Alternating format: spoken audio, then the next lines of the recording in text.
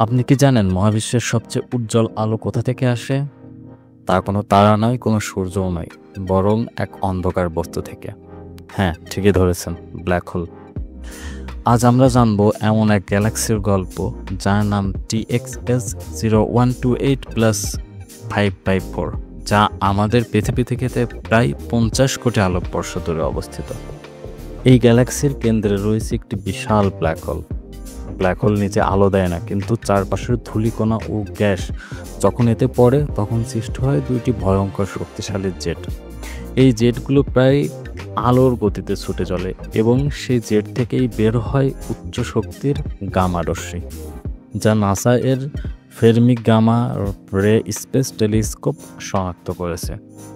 এই জেট যখন আশেপাশের বস্তুকে ধাক্কা খায় তখন তৈরি হয় দুটি বিশাল রেডিও লোক, একটা কমল রঙের ধোঁয়ার মতো গঠন যা মূলত ব্ল্যাক হোলের শক্তির ছাপ। নাসার বিজ্ঞানীরা বলেছেন এই জেটগুলো অন্তত দুইবার সক্রিয় হয়েছে, যার প্রমাণ মেলে দুই লোবের মাঝখানের ফাঁকা স্থান দেখে। এমনকি আমরা যেভাবে গ্যালাক্সিটাকে দেখি তাও ব্ল্যাক হোলের দিক থেকে প্রায় 50 ডিগ্রি হেলে রয়েছে।